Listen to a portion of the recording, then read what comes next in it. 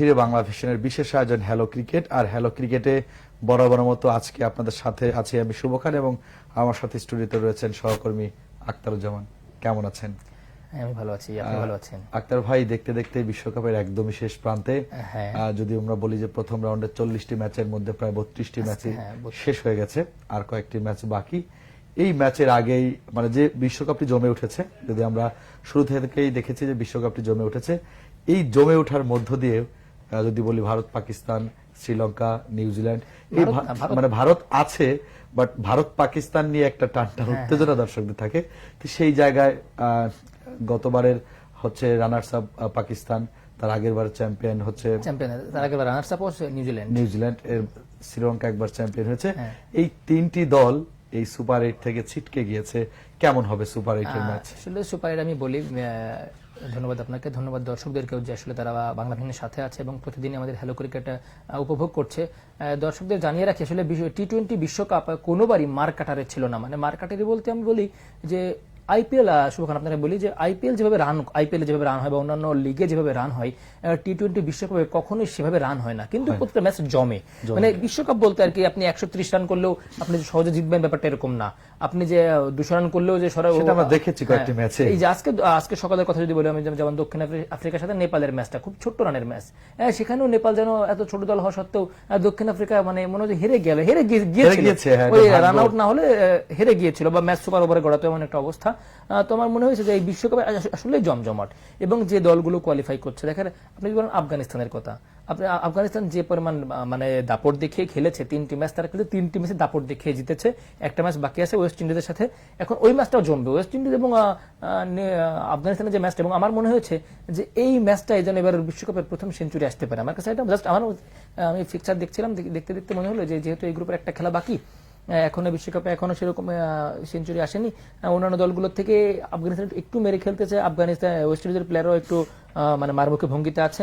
তো আমার কাছে মনে হয়েছে যে আসলে এদের ম্যাচে যেন একটা ভালো কিছু মানে বড় বিগ স্কোর আসতে পারে। পাকিস্তান তো সবসময়, আমি আসছি ওই লাইনে, আমি ওখানে আসছি যে পাকিস্তানকে আসলে যে পাকিস্তানের যে টিম, ব্যাটিং লাইন, ফিল্ডিং বা বোলিং লাইন, এরা কিন্তু ওই গতবারের যে টিম সেই টিমকেই সাজিয়ে মূলত দলকে সাজিয়েছে, 2-1 প্লেয়ারকে ইনক্লুড আউটক্লুড করেছে।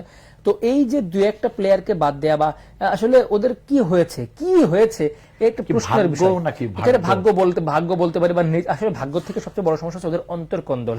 ওদের দলের মধ্যে একটা প্রবলেম আছে, এটা হচ্ছে অধিনায়ককে ছাঁটাই করে আবার অধিনায়ককে নতুন করে তাকে আবার মানে 2023 বিশ্বকাপের ব্যর্থতার পর বাবর আজমকে বাদ দিল শাহিন আফ্রিদি অধিনায়ক, প্রায় কয়েকটা সিরিজ খেলার পরে বিশ্বকাপের আগে শাহিন আফ্রিদিকে বসিয়ে রেখে দলে রেখেছে, কিন্তু অধিনায়কত্ব কেড়ে নিয়ে বাবর আজমকে দিয়ে দেয়া। মানে এই যে আপনি একটা ক্ল্যাশ সৃষ্টি করা, এই ইন্টারনাল ক্ল্যাশটা পাকিস্তান টিমে বরাবর ছিল, আগেও মাঝে হয়তো কিছুটা কমেছিল, কিন্তু আবার নতুন করে এই ক্ল্যাশটা দেখা দিয়েছে। এবং এই ক্ল্যাশের কারণে আপনার যদি সংসারে দ্বন্দ্ব থাকে তাহলে মানসিকভাবে আপনি শান্তি পাবেন না, আর মানসিকভাবে শান্তি না থাকলে, আপনি আসলে ফিট না থাকলে, আপনি কোনো ওই যে যতই এক্সপার্ট হন না কেন, আপনার স্কিল যতটাই ডেভেলপ হোক না কেন, সেটা আসলে ওইভাবে মাঠে ইফেক্ট মানে দেখা যায় না, যেটা দেখা গেছে আসলে বাবর আজম বা যদি আমি বলি রিজওয়ান, ইফতিখার বা ফাকর জামান, হয়তো 2-1 ম্যাচ তারা খেলেছে, ভালো খেলেছে, কিন্তু ওই যে আসলে যে মাঠের যে একটা মানে কি বলে যে ফিট মানে পুরো শতভাগ ডোমিনেট করে জেতা, এই ধরনের প্রবণতাটা ভারতের মধ্যে, পাকিস্তানের মধ্যে দেখা যায়নি।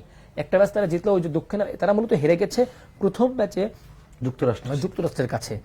ওই ম্যাচে ওই রকম রান করার পর আসলে পাকিস্তানের হেরে যাওয়াটা দুর্ভাগ্যজনক ছিল। সুপার ওভারে গিয়ে আসলে আমিরের ওই ওভারে 3টা ওয়াইডের সাথে আরো কিছু এক্সট্রা রান যোগ হওয়া, এটা আসলে একটা দুর্ভাগ্যজনক। সুপার ওভারে বা ওদের ম্যাচটা কেন যাবে, এটাই ওই ওভার কেন সুপার ওভারে, ওই রানটা কেন সুপার ওভারে যাবে? পাকিস্তানের মতো বোলিং লাইনের টিম, যদিও আমেরিকা এবার খুবই ভালো খেলেছে এবং আসলে প্রত্যেকটা ম্যাচে তাদের বিগ হিটার, মানে 2-1 অ্যারন জোন্স বা আমি যদি বলি যে নেত্রা ভালকার যে বোলারটা আছে, ওদের আসলে খেলাটা খুবই মানে মনে হচ্ছে খুব এক্সপার্ট টিম। যদিও তারা নতুন টিম এবং হচ্ছে তাদের কোচিং লাইন দিয়ে বেশ একটা ভালো দল গুছিয়েছে ওরা, পুরো 1 বছর ধরে অনেকগুলো ম্যাচ খেলেছে, ইভেন বাংলাদেশের সাথে বিশ্বকাপের একটা সিরিজের আয়োজন করে সব মিলে একটা গঠন মোটামুটি একটা দল গঠন করেছে। 2টা ম্যাচ যে ভারতের সাথে হারলো, এবং এবার আমি বলি নিউজিল্যান্ডের আসলে পুরো টিমটা যদি আপনি দেখেন, সবগুলো অভিজ্ঞ, মানে সব পুরনো প্লেয়ার, নতুন প্লেয়ার গুটি কয়েক। তো এই দলটা আসলে হেরে যাওয়া বা এই দলটা আসলে ছিটকে যাওয়াটা খুবই মানে আসলে নিউজিল্যান্ড কি হয়, নিউজিল্যান্ডকে আসলে এটাকে বলা হয় কি, এটাকে বলতে পারে যে এটা হচ্ছে ক্লাসের ভালো ছাত্র, কিন্তু যাদের কখনো রোল নাম্বার 1 হয় না। আচ্ছা আচ্ছা আচ্ছা, ঠিক আছে। আমি আপনাকে যদি বলি এটা হচ্ছে নিউজিল্যান্ড সেই ভালো ছাত্র যাদের রোল কখনো এক হয় না, মানে এরা বরাবর ভালো খেলে, টিম ভালো হয়, ব্যাটিং এ বোলিং এ পুরো টুর্নামেন্টও ভালো খেলে, কিন্তু এরা কখনো শিরোপা জিততে পারে না। ফাইনালেও যায়, ভালো ভালো খেলে, কিন্তু কখনো এই যে ব্যাপারটা, এদের এই দুঃখটা আমার কাছে দুঃখ লাগে। যে যেমন কেন উইলিয়ামসন, একটা ক্রিকেটের একটা নিপাট একটা ভদ্রলোক, যার আসলে ক্রিকেটের বাইরেও একটা নিজের আচরণের জন্য বা দলকে মোটিভেট করার জন্য একটা আলাদা সুনাম আছে। তো সেই প্লেয়ারটা আসলে চাই যে একটা ডিজার্ভ করে যেন তার একটা শিরোপা উঠুক, সে একটা ফাইনালের মঞ্চে একটা কি বলা যায় যে ওই যে আলোকোজ্জ্বল মঞ্চ, সেই মঞ্চে একটা শিরোপা উঁচিয়ে ধরুক, কিন্তু সেটা আসলে দেখা হলো না। হয়তো বা এটাই তার শেষ বিশ্বকাপ হতে পারে। এরই মধ্যে ট্রেন্ট বোল্ট, তাদের একটা অভিজ্ঞ মানে পেসার। শ্রীলঙ্কাকে নিয়ে কি বলবেন? শ্রীলঙ্কা লাইনে আসছি। তো সেই বোল্টও দেখা যাচ্ছে সুন্দরভাবে গুছিয়ে চেয়েছিল হয়তো একটা শিরোপা নিয়ে তার ক্যারিয়ারকে শেষ করতে, কিন্তু না হওয়ায় দুঃখজনকভাবে সে অলরেডি বলে দিয়েছে আজকে যে আমার বিশ্বকাপ এটাই শেষ। তার মানে তাকে আর বিশ্বকাপে দেখা যাবে না, হয়তো বা এরকম একটা ব্যাপার হয়তো হতে পারে আর কি, তার ইশারা ইঙ্গিত এরকম ছিল। এরপর আমি বলবো শ্রীলঙ্কার কথা। শ্রীলঙ্কা দলটা আসলে নতুন এবং পুরনো মিলিয়ে গড়ে তোলা, ঠিক আছে। আমি যদি দেখেন আপনি ওখানে অ্যাঞ্জেলো ম্যাথিউজের মতো অভিজ্ঞ প্লেয়ারও আছে, আবার হচ্ছে একেবারে নুনো আন্থুসারার মতো একটা একদম মানে আনকরা প্লেয়ারও আছে। ওদের ব্যাটিং লাইনে মনে করেন যে যদি আমি বলি ওরাও আসলে পুরনো, ওদেরকেও নতুন বলা ভুল। আমাদের যে ওদের যে ক্যাপ্টেন হাসারাঙ্গা একটা এক্সপার্ট, একটা অলরাউন্ডার, হয়তো বা ব্যাটে জলে না উঠলেও বারবার বল ভালো করে মাঠের মধ্যে প্রতিপক্ষকে ডোমিনেট করার একটা প্রবণতা আছে তার মধ্যে। কুশল মেন্ডিস আছে আমাদের, ওদের বিখ্যাত, ওদের ভালো ভালো ব্যাটিং লাইন, তারপরও কেন যেন হয়ে ওঠেনি। বিশেষ করে প্রথম ম্যাচে যখন হেরে গেছে দক্ষিণ আফ্রিকার কাছে, পরবর্তী ম্যাচে বাংলাদেশের কাছে, আসলে বাংলাদেশের কাছে হারটা আসলে তাদের কি মানতে পারে না, ওরা ব্যাকফুটে চলে গেছে, মানতে না পারা সেটা কিন্তু ওরা ব্যাকফুটে চলে গেছে। ওভার কনফিডেন্স, এইটাই হচ্ছে তাদেরকে ডুবিয়েছে হচ্ছে ওভার কনফিডেন্স। তারা আসলে যদি বাংলাদেশের কাছে জিততে পারতো তাহলে তাদের সেকেন্ড রাউন্ডে যাওয়া আটকাতে পারতো না কেউ, কিন্তু ওই যে এবং ওদের কাছে যাওয়ার কারণে বাংলাদেশ কাটানো যাচ্ছে না। তার মানে হচ্ছে আমাদের বাংলাদেশের ওই ম্যাচটাই এবার ওয়ার্ল্ড কাপ ফাইনাল ম্যাচ ছিল। ফাইনাল বলতে কি বলা হচ্ছিল বাংলাদেশের এইবারের বিশ্ব মানে বাংলাদেশের ক্রিকেটকে ধ্বংসের মুখ থেকে বাঁচাতে ওই ম্যাচটা জয় পাওয়া দরকার ছিল।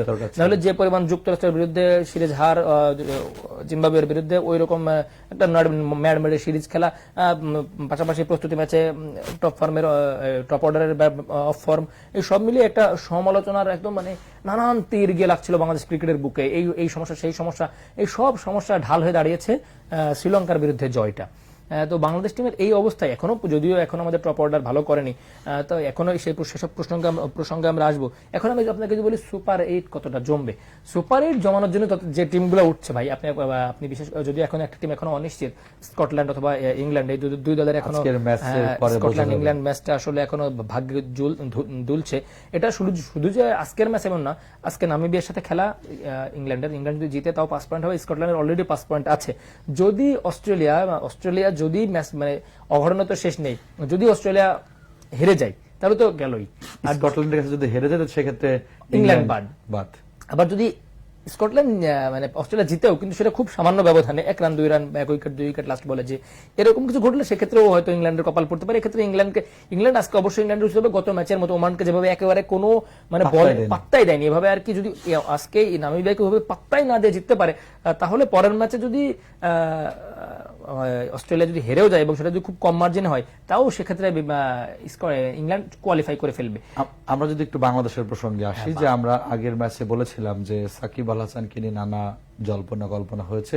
সাকিব আসলে গুরুত্বপূর্ণ একটি ম্যাচে তার যে কারিশমা সেটা সাকিব দেখিয়ে দিয়েছে। এটা আমি আপনাকে বলেছিলাম আগেও যে বাংলাদেশ দল সাকিবকে মানে ছাড়া কল্পনা করা এখনো সময় আসেনি।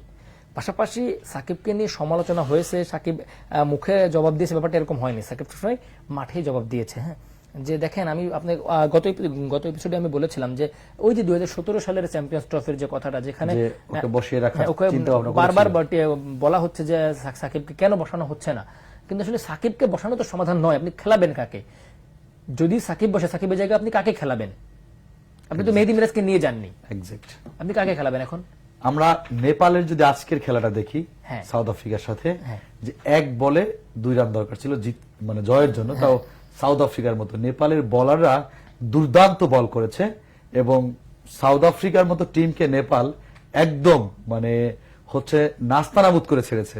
যদিও সাউথ আফ্রিকা জিতেছে, এটা একমাত্র ভাগ্য, মানে ভাগ্য জিতিয়েছে, কারণ যে অবস্থা নেপালের ব্যাটিংটাও যেভাবে ব্যাট করেছে, আমার মনে হয় না যে নেপালের মতো দল সাউথ আফ্রিকার বোলারদের বিপক্ষে এত সুন্দর করে খেলছে এবং দারুণ করে খেলছে।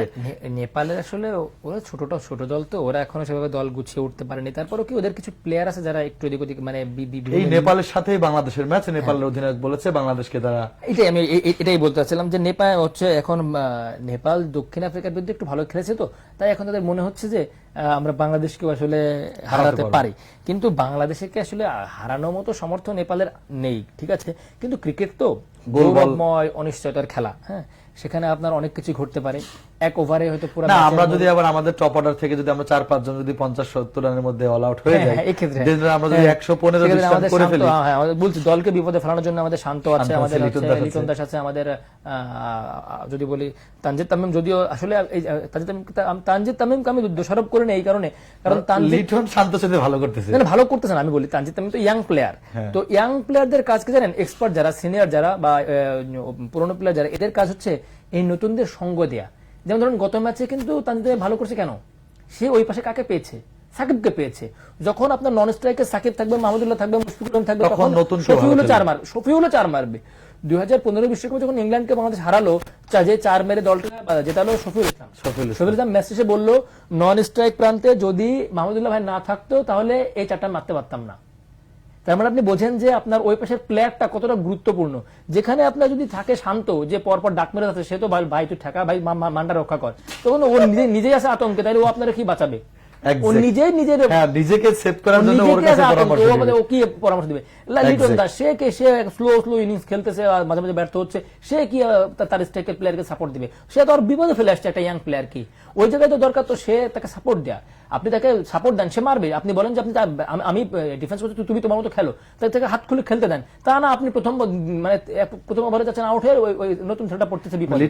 আপনি যদি আমরা ওই আগের লাইভে আমরা বলেছি যে নাজমুল শান্ত যে সমালোচনা করেছিল বা আলোচনা করেছিল ওই ম্যাচ শুরুর আগে গণমাধ্যমের সাথে কথা বলেছিল, গত ম্যাচের আগে সংবাদ সম্মেলনে যা বলেছিল, ঠিক তিনি ব্যাটে নেমে যা খেলেছে, হ্যাঁ তার কথা তিনি রেখেছে যে আমাকে প্রতিদিনই ভালো খেলতে হবে, এমন তো কোনো কথা নয়। তা আপনি কোন দিন ভালো খেলবেন ভাই, আপনি খেলেন একদিন। দর্শকদেরকে আমরা বলবো যে নেপালের সাথে ম্যাচটা আমাদের জন্য যদি অতটা গুরুত্বপূর্ণ না, গুরুত্বপূর্ণ মানে যদি আমরা বৃষ্টি হলে আমরা 1 পয়েন্ট পেলেও যদি আমরা ম্যাচ দ্বিতীয় রাউন্ডে চলে যাবো, সুপার এইটে চলে যাবো, কিন্তু আমরা চাইবো নেপালের বিরুদ্ধে জিততে। সেই জায়গায় নাজমুল শান্ত আর লিটন দাসকে ছাড়াও আমরা জিততে পারবো, যেতে এই কয়টা ম্যাচ জিতেছি। কিন্তু নাজমুল শান্ত এবং দর্শকদের জন্য আমরা একটা প্রশ্ন রাখতে পারি, লিটন দাস ও শান্ত সম্পর্কে দর্শকের কাছ থেকে একটু কমেন্ট শুনতে চাই যে লিটন দাস এবং শান্তকে আমরা নেপালের বিপক্ষে চাই কিনা। এই দুজনকে বাদ দিয়ে যদি শেখ মেহেদীকে ওপেনিং করানো হয় বা অন ডাউন খেলানো হয় এই শান্তর জায়গায়, বা যদিও সেটা করবে না জানি আমরা, কিন্তু আমার মনে হয় লিটন দাস আর শান্তর চাইতে শেখ মেহেদীকে ওপেনিং বা অন ডাউন দিলে, শেখ মেহেদী কিন্তু মারমুখী ব্যাটসম্যান, সে বিপিএল ওপেনিং করে থাকে এবং ওদের সাথে ভালো করবে, বলা ভালো করতে পারে, মেহেদীকে সুযোগ দেওয়া উচিত, তার সে সামর্থ্য আছে। আমি মনে করি 6 নম্বরে খেলুক সৌম্য, আমি এবং সৌম্যকে টপ অর্ডারে খেলার কোনো যুক্তি আমি দেখি না। সৌম্যকে আমি মনে করি সৌম্য একজন লোয়ার অর্ডারে খেলুক, সে মিডল অর্ডারে রান করতে পারে। হ্যাঁ, আমি সেটাই বলছি যে সে ওইভাবে খেলুক, এবং শেখ মেহেদীকে এই ম্যাচে সুযোগ দিলেও দিতে পারে, একটা যেহেতু দলের একটা ভারসাম্যপূর্ণ অবস্থায় আছে, সুপার এইটে রিস্ক না নিয়ে এখনই দেখা যাচ্ছে খেলানো যেতে পারে। এবং জাকির আলীকে খেলাচ্ছে, হ্যাঁ সেই জায়গায় লিটন দাসকে বসে শেখ মেহেদীকে খেলানো যায়। হ্যাঁ, এই যেমন জাকির আলী কিন্তু গত ম্যাচে কিছু ভাইটাল রান যোগ করে দিয়েছে, তাহলে যদি আউট হইলো তাহলে জাকির আলী তো ভাইটাল রান করেছে। জাকির আলীর পুরো মাঠের মধ্যে যার একটা আগ্রাসী ভূমিকা ছিল, না এটাই দুর্দান্ত ফিল্ডিং ছিল।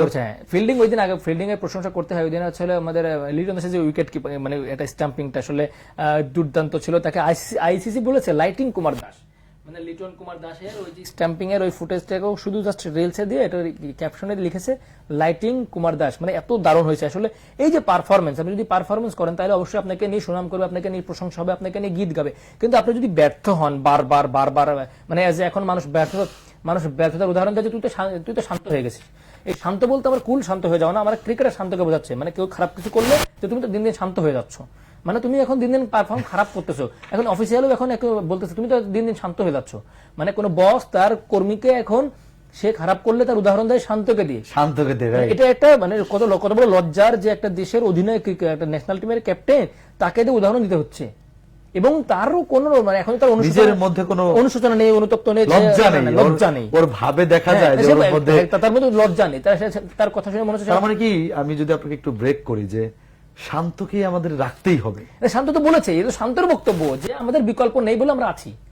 মানে সে ওকে আমার রাখতেই হবে, এত বাজে করছে সেটা এটা মানে সে তার নাম না বলে অন্য একজন প্লেয়ারকে, অন্য একজন ক্রিকেটারের উদ্দেশ্যে যখন সাংবাদিক প্রশ্ন করছে ওকে আমরা এত স্ট্রাইক রেট কম তারপরও কেন আমরা তাকে দলে নিলাম, সে তার শান্তর উত্তর ছিল যে তার বিকল্প নেই। দ্যাট মিনস সে তার মধ্যে সেও আছে। একটু একটু আমি যদি দর্শকদেরকে বলি যে দর্শক আপনারা জানেন যে আজকের যে 8:30টায় যে ম্যাচ হবে ইন্ডিয়া ভার্সেস হচ্ছে কানাডার সাথে যে ম্যাচ রয়েছে 8:30টায়, এই ম্যাচটি বৃষ্টির কারণে এখনো টচ হচ্ছে না, টচ হয়নি। যদি টচ হয় আপনাদেরকে কিন্তু আমরা সাথে সাথে জানিয়ে দিব কোন দল ব্যাট পেলো বা কোন দল বোলিং পেলো। আজকে 2টা ম্যাচ আছে, আরেকটা ম্যাচ আছে রাত 11টায় মাঠে নামবে ইংল্যান্ড এবং নামিবিয়া, ওটা খুবই গুরুত্বপূর্ণ ম্যাচ। হ্যাঁ, এখনকার যে 8:30টার ম্যাচটি হওয়ার কথা সেই ম্যাচটি কিন্তু বৃষ্টির কারণে এখন আউটফিল্ড ভিজা, যার কারণে টস এখন হচ্ছে না। কালকের ম্যাচটা নিয়ে যদি একটু বলি যে এই যে পাকিস্তানের ভাগ্যটা ঝুলেছিল আয়ারল্যান্ডের ম্যাচের সাথে, হ্যাঁ গতকালকে, কিন্তু অবশেষে ম্যাচটি আর মাঠে গড়ালো না। মানে 2 ওভার বা 5 ওভারও যদি গড়াতো। এই দেখেন আমি আপনাকে বলি, দেখেন মানে অন্যান্য ম্যাচগুলো কালকে কিন্তু আইসিসির একটা আপনারা দেখেছেন কি জানেন, আমি কিন্তু কালকে এটা লক্ষ্য করলাম, আইসিসি কালকে চেষ্টা করেছে 5 ওভার হলেও খেলানোর, কিন্তু এর আগের ম্যাচগুলো কেন এটা করা হয়নি? মানে একদম শেষ পর্যন্ত অপেক্ষায় ছিল। আপনাকে যদি মনে হয় যে না 10 ওভারের পর আর খেলানো সম্ভব না, এটা মনে হয় পাকিস্তানের জন্য সুবিধাটা দিয়েছে। মানে যাই হোক একটা বড় দল বাদ যাচ্ছে আইসিসি থেকে, মানে টুর্নামেন্ট থেকে, এটা একটা আইসিসির জন্য একটা, কারণ আমি তো বলি আপনাকে বিশ্বকাপ কিন্তু একটা বড় বাণিজ্য। হ্যাঁ, পাকিস্তানের দর্শকরা কিন্তু আসবে, টিকিট কাটবে, তারা ফ্লাইট আছে, বাণিজ্য আছে, হোটেলে থাকবে না, একটা মানুষের দেশ থেকে বিদেশ সফরে করে খেলা দেখতে যাওয়ার যে ব্যাপারটা, এই প্রক্রিয়ার মধ্যে অনেক টাকা জড়িত, অনেক বাণিজ্য জড়িত। তো এই যে ছোট দলগুলো থেকে আসলে দর্শক পাবে কিনা, মানে বাণিজ্য হবে কিনা, সেই উদ্দেশ্যটা পূরণ হয় না। পাকিস্তানের ম্যাচ হলে গ্যালারি পরিপূর্ণ থাকে। এই যে ব্যাপারটা আইসিসি সবসময় ভাবে এইগুলো যে আসলে আমরা কাদেরকে নিয়ে, এবং তারা কিন্তু সূচি এভাবেই করা আছে যে এই ম্যাচে যদি ও হারে ও জিতে তাইলে সুপার এইটে এরা মুখোমুখি হবে, সেমিফাইনালে ওরা মুখোমুখি হবে, এরকম একটা কনসেপশন নিয়েই কাজ করে। এই ক্ষেত্রে এই যে যুক্তরাষ্ট্রের মধ্যে ছোট দল একটা জিতলে, তারপরে হচ্ছে এরকম আফগানিস্তানের মধ্যে দু একটা দল জিতলে ওই বড় দল দু একটা বাদ পড়ে যায়, যেমন এবার বাদ পড়ে গেল নিউজিল্যান্ড এবং পাকিস্তান। আমরা যদি আমরা নেপালের সাথে ম্যাচ নিয়ে যদি একটু বলি, যেহেতু আমাদের 15 জনের যে স্কোয়াডটি গিয়েছে যুক্তরাষ্ট্র রয়েছে, শরীফুল এখন ফিট। শরীফুল যদি আমাদের যে 3 জন পেচাররা বল করছেন, দারুণ করছেন, হয়তো এই জন্য শরীফুলকে সুযোগ দিচ্ছে না। আমি মনে করি নেপালের বিপক্ষে শরীফুলকে সুযোগ দিবে। আমার মনে হচ্ছে এটা যে আমরা যদি 4টি পেচার দিয়ে খেলি, 4টি পেচার, আর শেখ মেহেদীকে ব্যাটার হিসেবে, শান্ত লিটনকে বসিয়ে, যেহেতু জাকির আলী আমাদের রয়েছে, শান্ত লিটন দুজন, আপনি হয়তো একাদশ নিয়ে বলছেন, কিন্তু একাদশে শান্ত লিটনের বসার সম্ভাবনা খুবই কম। আমি আপনাকে বলি হয়তো আমাদের আমি বলি পেসার একটা কমাবে, এটা স্বাভাবিক। পেসার কমায় কি পেসারে নেবে, হয়তো শরীফুলকে নেবে, শরীফুলের জায়গায় আমরা কাকে বসাতে পারি, হয়তো তানজিম সাকিব যেহেতু টানা 3টি ম্যাচ খেলেছে এবং 3টি ম্যাচেই 4 ওভার করে বল করেছে, সুতরাং তার একটা একটু রেস্টের দরকার আছে। হ্যাঁ, তো আমি মনে করি যেহেতু একটা ভাইটাল বোলার আমাদের, সে নেক্সট সুপার 8 পর্ব থেকে আবার মানে শরীফুলকে দরকার সুপার 8, সুতরাং আমার মনে হয় শরীফুল সুপার 8 তো খেলবেই, তো তানজিম সাকিবকে একটু রেস্ট আমার মনে হয় দিতে পারে টিম ম্যানেজমেন্ট। পাশাপাশি হয়তো বা তাসকিনকেও বসাতে পারে, যে কোনো একজনকে বসাতে পারে আমার মনে হয়েছে, কিন্তু মুস্তাফিজকে বসানোর প্রশ্ন আসে না, কারণ মুস্তাফিজ যে বল করতেছে এবং যেভাবে দলকে, মুস্তাফিজকে নিয়ে কিন্তু আইপিএল এর আগে নানা সমালোচনা ছিল। হ্যাঁ, আইপিএল এ যাওয়ার আগে, কিন্তু আইপিএল এ যে কি মুস্তাফিজের সবকিছু চেঞ্জ হয়ে গেল। হ্যাঁ, অনেক এই এরকম পরিণত মুস্তাফিজকে অনেকদিন দেখা যায় আসলে কয়েক বছর। হ্যাঁ, আমি সে বললি যে বাংলাদেশ দলকে আসলে বিশ্বকাপে এই পরিমাণ সাপোর্ট মুস্তাফিজ দিচ্ছে, তার এই সাপোর্ট আসলে দরকার ছিল। পাশাপাশি আমরা রিশাদকে পেয়েছি, আমাদের এই রিশাদ আসলে একটা সম্পদ হয়ে দাঁড়িয়েছে। পাশাপাশি সাকিবের ফর্মে ফেরা, মাহমুদুল্লাহ রিয়াদের ফর্ম, তাহিদ হৃদয়ের ফর্ম, মানে টিমের মধ্যে চপাটার বাদে, মানে শান্ত লিটন, সৌম্য বাদে, এই 3 জন বাদে আমরা বাকি যারা আছে তাদেরকে নিয়ে আমরা বলতে পারি না বাংলাদেশ টিম এখন একটা ভালো টিম। এখন আল্লাহ মানে আমরা গতকালকে একটি আলোচনা করেছিলাম, গতকালকে লাইভে যাকে এনেছিলাম, যাকে অতিথি এনেছিলাম, তিনি বলেছিল যে আমরা তো 11 জন খেলছি না, আমরা খেলছি 5-6 জন, সাকিব, মাহমুদুল্লাহ, রিশাদ আর তাসকিন, মুস্তাফিজ, এরকম 4-5 জনের নাম বলেছিল যে আমরা, আমি এরকম করলে বলবো আমরা 7 জন খেলছি, 7 জন 12 জন খেলছি, 3 জনকে আমি ওই যে শান্ত লিটন সম্মুখ আমি বারবার, বা যদি আমি বলি তানজিদ তামিম, যে আমরা 3 জনকে রেখেই খেলতে হচ্ছে, আমাদের কিছু করার থাকতেছে না। উইকেট কিপিং আগের দক্ষিণ আফ্রিকার সাথে ম্যাচটা যদি আমি বলি লিটনের সাথে উইকেটের জন্য আমরা ম্যাচটা হেরে গেছি, ওই ম্যাচটা কিন্তু আমরা, আমার মনে হয়েছে যে ওখানে যদি ক্যাচটা ধরতে পারতো তাহলে ম্যাচটা আমরা জিততে পারতাম। তো আমাদের আসলে এত সমীকরণ মেলানো বা নেপাল পর্যন্ত অপেক্ষা করা লাগতো না, বরঞ্চ দক্ষিণ আফ্রিকা এখন আরো আজকের ম্যাচে দক্ষিণ আফ্রিকা চাপ না নিয়ে দক্ষিণ আফ্রিকা হেরে যেত, এরকম একটা অবস্থা। হ্যাঁ, আজকের ম্যাচে ভাগ্যের জন্য ওই ম্যাচে যদি আমরা জিততাম, দক্ষিণ আফ্রিকার সাথে ম্যাচে যদি বাংলাদেশ জিততো, দক্ষিণ আফ্রিকা যে চাপে থাকতো সেই চাপ আজকে ওভারকাম করতে পারতো। সুপার 8-এ যে সব দলগুলো আসছে তারা কিন্তু কোয়ালিফাই করে আসছে এবং দুর্দান্ত খেলে, ভালো খেলেই সুপার 8-এ আসা। এই যে 3টি দলের সাথে বাংলাদেশে খেলা পড়বে, ভারত, অস্ট্রেলিয়া, আফগানিস্তান, তারা 3টাই পরশক্তি। আফগানিস্তানকে আমরা ছোট ভাবি যে আফগানদের বিপক্ষে আমরা জিতবো, কিন্তু আফগানের বিপক্ষে হ্যাঁ টি-20 তে জেতাটা বাংলাদেশের জন্য খুবই দুষ্কর। এই টিম আমাদের যে 11 জন রয়েছে, এই টপ অর্ডার ব্যাটার্ন নিয়ে আপনি ইন্ডিয়া, অস্ট্রেলিয়া, আফগানের বিপক্ষে কি করবেন যদি পাওয়ার প্লের মধ্যে 3 উইকেট চলে যায়? এখন আমি আপনাকে বলি, সেটা হচ্ছে পাওয়ার প্লের মধ্যে 3 উইকেট আসলে সেটা না, ব্যাপারটা হচ্ছে খেলাটা তো এখন ওয়েস্ট ইন্ডিজের মাটিতে হচ্ছে। তো এই মাঠের উইকেটটা আমি তো আপনাকে আগেই বলেছিলাম যে এই মাঠের উইকেটগুলো বাংলাদেশ ক্রিকেটাররা রিড করতে পারে, একটু একটু রিড করতে পারে। তো এই রিড করতে পারার কারণে এই সফলতাটা এসেছে গত ম্যাচে। আপনার কথা আমি যদি একটু ব্রেক না দিলে ভালো লাগবে না, যেহেতু আমরা লাইভে কথা বলছি। এই মাঠে সবাই রিড করতে পারছে, আমরা দেখেছি আগের ম্যাচে নেদারল্যান্ডসের বিপক্ষে সবাই রান পেয়েছে। আমাদের যে বারবার ওই দুটি নামে নিতে হয়, এই দুজন ব্যক্তি কেন রান পেল না? যেখানে সবাই 20 রান, 25 রান, 15 রান করেছে এবং রান পেয়েছে, ব্যাটে বলে হয়েছে, এই দুইটা ব্যক্তি কেন রান পেল না?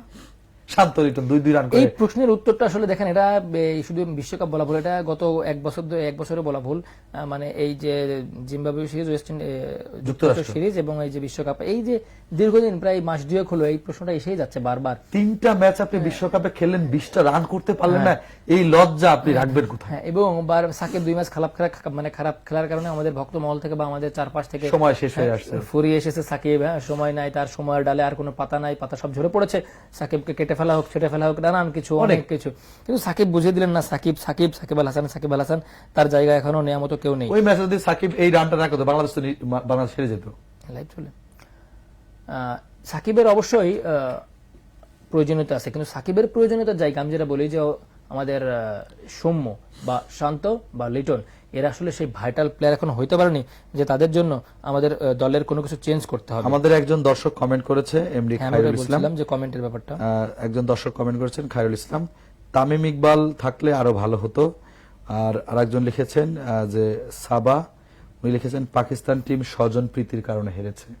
হ্যাঁ, এই তো উনি খুব ভালো একটা কথা বলেছে যে পাকিস্তান টিমের স্বজনপ্রীতি অবশ্যই আছে, এটা আমরাও জানি। তো এই যে দেখছেন, মানে ক্রিকেট যারা দেখে, নিয়মিত যারা খোঁজ খবর রাখে, এরা কিন্তু এক একজন, আমি মনে করি, বিশ্লেষক। প্রত্যেক ক্রিকেট ভক্ত তার নিজস্ব জায়গা থেকে এক একজন। আর একজন কমেন্ট করেছে রাজীব সরকার, লিটন দাস আছে বলে আমরা বিশ্বকাপ আশা করতে পারি। আরো একটা আছে সাকিব আল হাসান আছে বলে আমরা সারা বিশ্বে পরিচিত। তিনি দুইজন প্লেয়ার এখন। হ্যাঁ, লিটন দাসকে এই যে কেন তিনি বলেছে, কারণ প্রথম ম্যাচটার কথা, শ্রীলঙ্কার ম্যাচে কিন্তু যদিও স্লো ইনিংস খেলেছে, কিন্তু এই ম্যাচে জেতার জন্য আসলে লিটন দাসকে আমরা বলি যে প্রশংসা করতে হবে এই ম্যাচটাই। আমাদের এখানে আপনি এমন না যে আপনি আমরা সবসময় আসলে সমালোচনাই করবো। লিটন দাসের ওই ইনিংসটা আসলে দরকার ছিল আমাদের জেতার জন্য। পাশাপাশি আমি বলবো লিটন দাস আরো একটু ভালো করুক, কারণ লিটন দাস আমাদের প্রত্যাশা কি, লিটন তো টপ অর্ডার ব্যাটার এবং তার কাছে আসলে এত ছোট ছোট ইনিংস আমরা চাইনি, আমরা একটু বিগ ইনিংস চাই। পাশাপাশি 20 বলে 40, 20 বলে 35, অন্তত মোটামুটি 165 স্ট্রাইক রেট থাকুক। 165 স্ট্রাইক রেট থাকলে মোটামুটি আমরা চাই যে কিনা একটা টপ অর্ডার ব্যাটার অবশ্যই ভালো করছে, দুই একটা বাউন্ড দর্শনীয় কিছু শট দিক, সে তার মানে অন্তত উইকেটে কিছুক্ষণ টিকে থেকে তানজিদ তামিমকে সঙ্গ দিক, তানজিদ তামিমের ব্যাট থেকে রান আনা। ব্যাপারটা কি, ব্যাপারটা হচ্ছে আপনি নিজে রান করছেন, ব্যাপারটা কিন্তু এরকম না। আপনি যেই পার্টনারশিপ করেন, আপনি একটা স্ট্রাইক নন স্ট্রাইকের যে তাকে আপনি সঙ্গ দেন, তাকে আপনি কিছু মানে আপনি একজন স্কিলফুল ক্রিকেটার হিসেবে আপনার কাছ থেকে আপনার জুনিয়র একটা শট শিখবে, ভালো কিছু শট শিখবে, সে আপনার নির্দেশনায় সে একটা বল ফেস করবে, এই যে ব্যাপারগুলো, একটা সিচুয়েশন ফেস করা শিখবে, এইগুলো আপনি শেখান। কিন্তু বরঞ্চ আপনি জুনিয়রের উপরে চাপ কেন দিয়ে আপনি বিদায় নেবেন? আপনি বলেছিলেন একটি ম্যাচের কথা, যে এই ম্যাচটা আমাদের বাংলাদেশের জন্য ইতিহাস হয়ে থাকবে, যে মেহেদী হাসান মিরাজ মুস্তাফিজুর রহমানকে নিয়ে ভারতের সাথে 10 উইকেটে ম্যাচ জেতা, 10ম উইকেটে ম্যাচ জেতা। এটা তো এটা সবাই, মেহেদী হাসান মিরাজের মধ্যে কিন্তু ট্যালেন্ট আছে। না, মিরাজকে তো আমরা সেটাই বলি, মিরাজ আসলে সেই মাপের প্লেয়ার। মিরাজকে আসলে আমরা ওন করতে পারি না, মিরাজকে ওন করতে পারি না এই কারণে, সরি বলা ভুল, আমরা ওন করতে পারি না, মিরাজকে আমরা মূল্যায়ন করতে পারি না। মিরাজকে দীর্ঘ মানে ওই যে বলো না, মানে ছোট যে বড় বড় গাছগুলো, ছোট ছোট গাছগুলোকে মানে ঢেকে দেয়, পাশাপাশি কি হয়, ওরা আবার যখন বৃদ্ধি হয়ে যায় তখন আবার ওই গাছকে জায়গা করে দেয়, ওরা উঠে যাওয়ার জন্য। এটা একটা সিরিজ আছে, একটা কার্টুন সিরিজটার আমি নামটা ভুলে গেছি, যে ওই যে মানে যোদ্ধা, ওরা সবাই যোদ্ধা থাকে। তো প্রথমে যখন যোদ্ধা মানে ওরা যখন ইয়াং থাকে তখন জুনিয়রদেরকে পিছনে পিছনে নিয়ে যায়, ঠিক আছে, এবং ওরা যখন বুড়ো হয়ে যায় তখন এই যে যারা জুনিয়র থাকে এরা তখন ওই বুড়ো হয়ে যাওয়া লোকগুলোকে ঘাড়ে মানে কাঁধে হাত দিয়ে এরা সামনের দিকে নিয়ে যায়। এরকম একটা মিম আছে। তো এই মিমসটা একটা মানে গুরুত্বপূর্ণ এই কারণে যে এই মেহেদী হাসান মিরাজকে দীর্ঘদিন ধরে মানে সেই বয়সভিত্তিক অনন্ত 19 দল থেকে এমনভাবে ট্রিটমেন্ট করে আনা হয়েছে যে যেন বাংলাদেশ দলকে নেতৃত্ব দিতে পারে। এবং এই জন্য নানান মানে বাংলাদেশের যতগুলো অধিনায়ক এসেছে, মুশফিকুর রহিম, মাশরাফি, তারপরে মাহমুদুল্লাহ রিয়াদ, সাকিব আল হাসান, সবার অধিনায়কত্বে সে খেলেছে। হ্যাঁ, তো আমরা ভেবেছিলাম যে না সাকিবের পুরনোটা আমরা শুনেছি মাঝে যে সাকিবের তুলনা তো আর কেউ হবে না, সাকিবের জায়গাটা কিছুটা হলেও মিরাজ পূরণ করবে বা এমন একটা আশা সবার কাছে ছিল। তো সেই হিসেবে মিরাজকে আসলে ওইভাবে ট্রিটমেন্ট করা হচ্ছিল বা ও সে সব প্রতিটা ফরম্যাটে নিজের যে কোনো পীরের দোয়া হচ্ছে এবারের টি-20 ওয়ার্ল্ড কাপে মিরাজের জায়গা হয় না। হ্যাঁ, এটাও আমরা বলতে পারি যে অদৃশ্য কোনো শক্তি মিরাজকে হয়তো বাদ দিয়েছে, এটা হতে পারে। না, মিরাজের বিপিএল সবকিছু মিরাজের যে ফর্ম বা মিরাজের যে ক্রিকেটীয় জ্ঞান বা বিশ্বাসরে মিরাজের যতটুকু ড্রেসিং রুম শেয়ার অভিজ্ঞতা, তো মিরাজ সুস্থ আছে, মিরাজ ফর্মে আছে, বাদ পড়ার কথা না। হ্যাঁ, তো সেই মিরাজ বাদ পড়ে যাওয়া অদৃশ্য কোনো শক্তি, অবাক হতে হয়, অবাক হয়েছে আমরা। সেটা বিষয় না, যেহেতু নিয়ে যায়নি, আমরা চাই যে যারা গেছে তারা যেন ভালো। সুপার 8 বাংলাদেশ থেকে কি আশা করেন? 3টি ম্যাচ বাংলাদেশ জিততে পারে বলতে কি হতে পারে? তো বাংলাদেশ একতরফা ম্যাচ খেলবে না, আপনাকে বলে দিই। 3টা ম্যাচের একটা ম্যাচও বাংলাদেশ যে ওই যে মানে একতরফা খেলে যে হেরে গেছে, যাচ্ছে তাই হেরে গেছে, এরকম হবে না। বাংলাদেশ অবশ্যই ভালো ক্রিকেট খেলবে, মানে জমানো ক্রিকেট খেলবে। এবং অস্ট্রেলিয়ার বিরুদ্ধে একটু বাংলাদেশ আমার কাছে মনে হয়েছে, কারণ অস্ট্রেলিয়ার বডি ল্যাঙ্গুয়েজের কাছে দাঁড়ানো খুব টাফ ব্যাপার। হ্যাঁ, অস্ট্রেলিয়ার খুবই কঠিন বডি ল্যাঙ্গুয়েজ বিশ্বকাপ খেলে। ওদের আপনারা দেখছেন ওয়ানডে বিশ্বকাপে আফগানিস্তানের কাছে কি একটা ম্যাচ খেলে দিয়েছে, ম্যাক্সওয়েল। মানে ব্যাপারটা হচ্ছে ওদের এই ওয়ার্ল্ড ক্লাস ক্রিকেটটা আছে, ওরা আসলে ওয়ার্ল্ড কাপে ভালো খেলে এবং কখনো ওরা হাল ছাড়ে না। হ্যাঁ, ওরা যে টিম কে হয়েছে, কি আছে না আছে, উইকেট কয়টা পড়লো, কত রান দরকার, ওদের টার্গেট হচ্ছে জিততে হবে। এই মরণ কামড় নিয়ে ওরা বিশ্বকাপটা খেলে, প্রত্যেক বিশ্বকাপ, ওয়ানডে হোক টি20 হোক। তো এইবারও মানে হয়তো ওই ম্যাচটা আমরা একটু মানে জমাতে পারবো না, কিন্তু বাকি ইন্ডিয়াকে আমার মনে হচ্ছে ইন্ডিয়াকে আসলে মনে হয় হারিয়েও দিতে পারে, কারণ ইন্ডিয়ারও কিছু অফ ফর্মের ব্যাটার রয়েছে। যেমন কোহলি কিন্তু রানে নেই, আইপিএল দারুণ ফর্মে ছিল, কিন্তু কোহলি কিন্তু বিশ্বকাপে এখনো রান পায়নি। ঠিক আছে, সাকিবের থেকে রান কম, প্রথম 3 ম্যাচ শেষে সাকিব, এই 2 ম্যাচ শেষে সাকিবের থেকে ওর রান কম। ওদের রোহিত শর্মা খুব বেশি ভালো খেলতে, ওদের শুধুমাত্র ঋষভ পান্ট, সূর্যকুমার যাদব, অক্ষর প্যাটেল, হার্দিক পান্ডিয়া, মোহাম্মদ সিরাজ এরা একটু খেলে যাচ্ছে ব্যাটে বলে, মোটামুটি এইভাবে খেলছে। ভারত যে খুব দাপটের সাথে খেলছে, বাংলাদেশের বিপক্ষে এরা ভালো জ্বলে ওঠে, জ্বলে উঠুক, তখন আমরাও জ্বলে উঠবো, আমরা জ্বলে উঠবো। এটা বিষয় না, বিষয় হলো আফগানিস্তানকে আমার ভয় হচ্ছে আফগানিস্তানকে নিয়ে। আফগানিস্তানের প্রত্যেকটা ক্রিকেটার যে পরিমাণ ফিট, তাদের যে বডি ল্যাঙ্গুয়েজ, এই সামনে আমাদের এই যে এই শান্ত বা লিটনের এই চুপসে যাওয়া দেহ কিভাবে থাকবে বা কিভাবে মোকাবেলা করবে, এটা একটা প্রশ্নের বিষয়। এটা প্রশ্নের বিষয় হয়ে থাকবে স্বাভাবিকভাবেই, কারণ ফজল হক ফারুকের যে বল, নবীন হক, মুজিবুর রহমান, রশিদ খান, আসলে ফেস করতে হবে, এগুলো ফেস করতে হবে আপনাকে। পাশাপাশি আপনার ওই যে রহমানুল্লাহ গুরবাজ ব্যাটিং করবে, নজিবুল্লাহ জাদানা ব্যাটিং করবে, ফর্মে মানে কি আপনি ব্যাটিং পাগল হয়ে যাবেন। যেখানে আমাদের ছক্কা মারতে গেলে আমাদের মনে করেন হাত খুলে যাচ্ছে, আমাদের একটা অবস্থা, আমাদের কোনো বল গ্যালারিতে যাচ্ছে না। যে একটা বল আমাদের গ্যালারিতে গ্যালারিতে বল কমে যায়। এই জন্যই বলছি যে আসলে ওদের ফিটনেসের সামনে আমরা কতটুকু লাস্টিং করবো, কতটুকু টেকসই করবো, আমরা এটা আসলে প্রশ্নের বিষয়। তবে সুপার 8 কেউ কাউকে ছাড় দিবে না, 8টা দল উঠছে, 8টা দলই আসলে খুবই ভালো দল।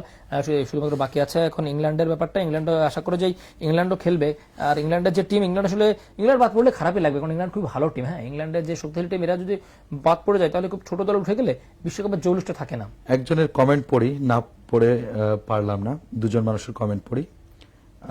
জাকির হোসেন উনি লিখেছেন লিটন দাসের জায়গায় ইমরুল কায়েসকে চাই, এবং রেদওয়ান মাহমুদ লিখেছেন আচ্ছা আমার প্রশ্ন হলো শান্ত লর্ড কনফারেন্সে এসে এত বড় কথা কিভাবে বলে যে ক্যাপ্টেন হলে রান করতে হবে, এমন কথা নাই এরে ধরে।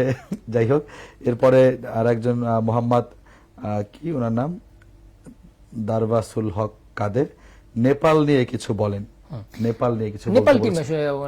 নেপালের সাথে আমরা জিতবো এমনিতেই, তবে নেপালে আমার মনে হয় যে একটু সুযোগ দেওয়া উচিত, আমাদের সম্মুখে আবার একটু সুযোগ দেওয়া উচিত, শেখ মেহেদীকে একটু ব্যাটিং এ উপরে এনে একটু এলোমেলো করে সুযোগ দেওয়া উচিত। আমাদের ফরমেশন চেঞ্জটা মানে এজ এ আমরা শান্ত লিটনকে বসিয়ে শেখ মেহেদী, আমার ওটাই মনে হয়েছে যে তাসকিন ওমেসে ক্যাপ্টেন্সি করুক, করার পরে এখানে মোটামুটি একটা ব্যাটিং অর্ডারে কিছু পরিবর্তন আনার পরে দেখা যাচ্ছে 2-একটা পেসার বসাইলো, আমি সেটাই বলেছি আপনাকে যে 2-একটা পেসার বসিয়ে 2-একটা ব্যাটিং অর্ডার ফরমেশন চেঞ্জ করে। এই যে আমাদের তানভীরকে নিয়ে গেছে, হ্যাঁ, কোনো ম্যাচ খেলেনি না, এটা খেলতে হবে, ব্যাপারটা এরকম না। আপনি রেখেছেন, ব্যাপারটা হচ্ছে ইনজুরি হয়ে গেছে একটা ম্যাচে, হুট করে আপনাকে নামাইতে হবে একটা, এখন তো কনকাশন বদলে নামে। যেমন আগের ম্যাচে যদি বলি যে তানজিম সাকিব যে মানে ওই যে কটন বললো যে ক্যাচটা ধরলেন, খুব কঠিন ক্যাচ ছিল, এবং ওইখানে ইনজুরি হতে পারতো, আহত হতে পারতো, ওই ক্ষেত্রে কিন্তু আপনাকে একজন নামাইতে হতো। সুতরাং এইভাবে আপনার অবশ্যই মানে ব্যাকআপ রাখতে হবে আপনাকে স্বাভাবিকভাবেই। এর মানে এই নয় যে আপনার ওই যে প্রত্যেক ম্যাচ খেলাইতে হবে, কিন্তু আমার মনে হচ্ছে যে যখন আপনার প্রায় নিশ্চিত সুপার 8, তখন একটা ম্যাচে আপনি গ্রুপ পর্বের শেষ ম্যাচটা একটু এলোমেলো করতে পারেন। কি হয় এতে মানে যাদেরকে নিয়ে গেছেন, তো 2-1 জনকে একাদশে ডাকলে ওদের একটু ঝালাই করে নেওয়ার সুযোগটা পাই। দর্শকদেরকে আবার একটু জানিয়ে দিই যে দর্শক আপনারা জানেন যে কিছুক্ষণ পরে শুরু হওয়ার কথা ভারত এবং কানাডার ম্যাচ, যে ম্যাচ বৃষ্টির কারণে এখনো টচ হয়নি, আউটফিল্ড ভিজা সবকিছু মিলে টচ হলে আপনাদেরকে কিন্তু আমরা সাথে সাথে জানিয়ে দেব। এবং যদি আমার দর্শকদেরকে আমরা একটু কৃতিত্ব দিয়ে রাখি যে বাংলা ভিশনের এই নতুন আয়োজনটি হ্যালো ক্রিকেট একদমই নতুন আয়োজন, এবং পুরো বিশ্বকাপের শুরু থেকে আমরা ছিলাম এবং দর্শক আমাদেরকে দেখেছে। আমরা যাই বলে আমাদের ভুল ভ্রান্তি আপনারা ক্ষমা সুন্দর দৃষ্টি দিয়ে দেখবেন। আমরা আসলে সত্যিকার অর্থে ক্রিকেট বোদ্ধা না, আপনাদেরকে একটু ক্রিকেটের কিছু জানানোর জন্য আমাদের এই চেষ্টা, কিছু তথ্য দেওয়ার চেষ্টা। যদি আমাদের ভুল ভ্রান্তি হয়ে থাকে আমাদেরকে আপনারা ক্ষমা সুন্দর দৃষ্টিতে দেখবেন, এবং পুরো ওয়ার্ল্ড কাপ জুড়ে আপনাদের সাথে আমরা থাকবো। কষ্ট করে হলে আমাদেরকে একটু শুনে নেবেন আপনারা। হ্যাঁ, তবে ক্রিকেটের দর্শকদেরকে জানিয়ে দিই আসলে শুধু যে ক্রিকেটের যে একটা জোয়ার চলছে, ক্রিকেটের জোয়ারের মধ্যে ইতিমধ্যে কিন্তু ইউরোপ ফুটবল মাঠে গড়িয়ে গেছে। আমি জানি আসলে যারা ক্রিকেট দেখে এরা ফুটবলের ক্রীড়া মন্দিরাই আসলে ক্রিকেট দেখে বা ফুটবল দেখে। এর মধ্যে গত রাতে ইউরোপ মাঠে গড়িয়েছে, গত জার্মানি একটা বড় জয় পেয়েছে, আজকে আবার আরো ম্যাচ আছে, এবং আগামী 21 তারিখ থেকে মাঠে গড়াচ্ছে কোপা আমেরিকা। এবার কোপা আমেরিকা প্রথম ম্যাচ আছে, এবং যে আমেরিকা মহাদেশে খেলা হলো টি-20 বিশ্বকাপ, সেই আমেরিকা মহাদেশে আছে আমার কোপা আমেরিকা। তো কোপা আমেরিকার এই ম্যাচটা আসলে শুরু হবে 21 তারিখের প্রথম ম্যাচে আর্জেন্টিনা মাঠে নামবে। দর্শকদের জানিয়ে দিয়ে আসলে আমরা চেষ্টা করব ক্রিকেটের পরে ফুটবল নিয়েও আপনাদেরকে আসলে আপনাদের সাথে একটু কথা বলতে, আপনাদের একটা কিছু তথ্য দিতে আমরা চেষ্টা করব।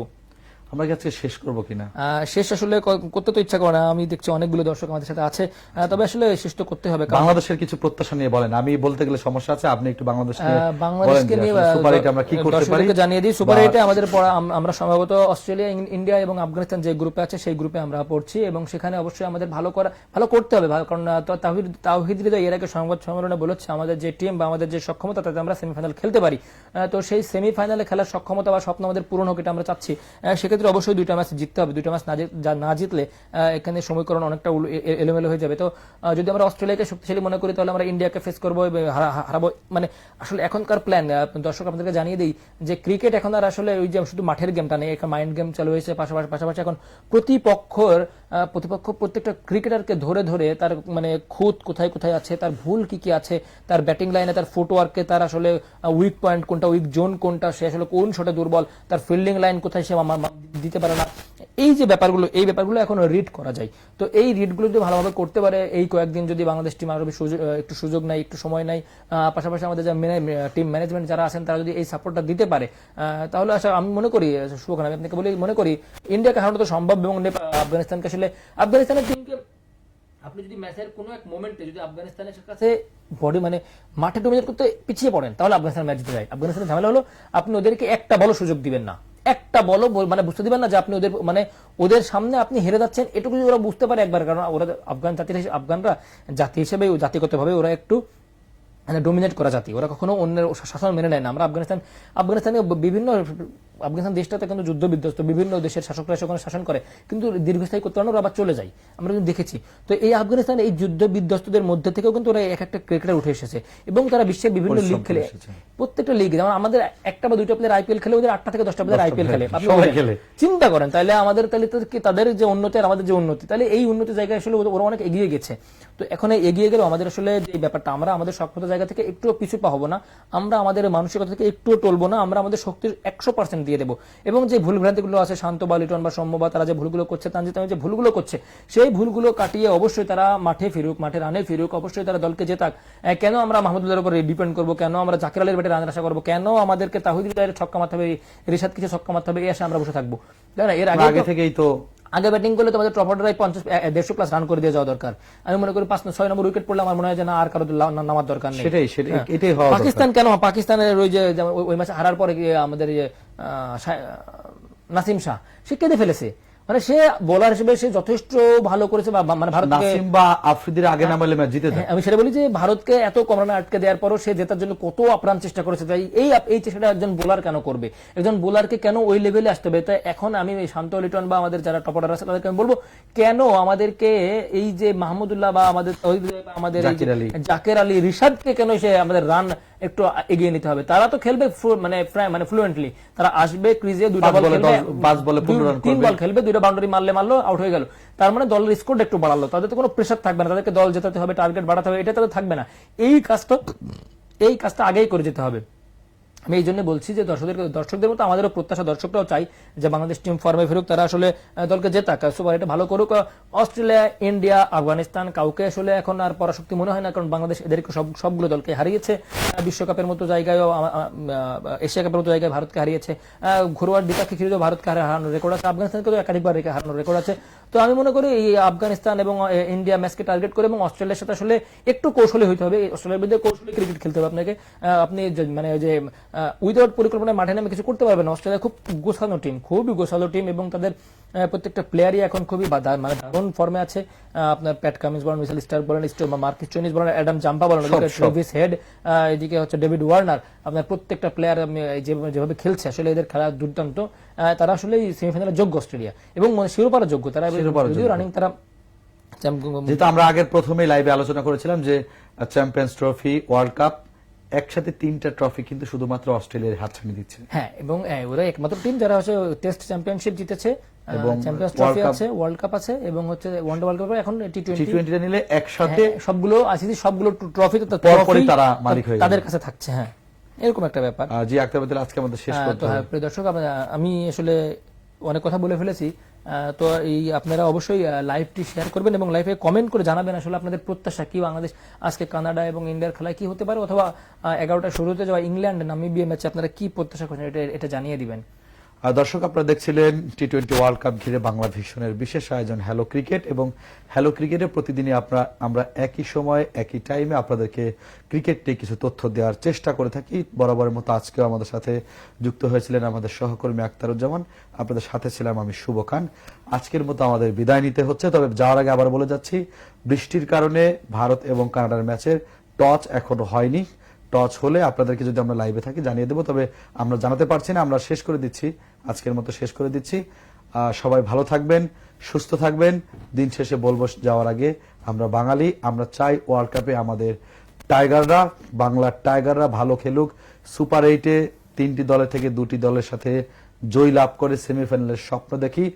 এই প্রত্যাশা নিয়ে আজকের মতো আমরা বিদায় নিচ্ছি। সবাই ভালো থাকবেন, সুস্থ থাকবেন, বাংলা ভিশনের সাথেই থাকবেন। ধন্যবাদ সবাইকে।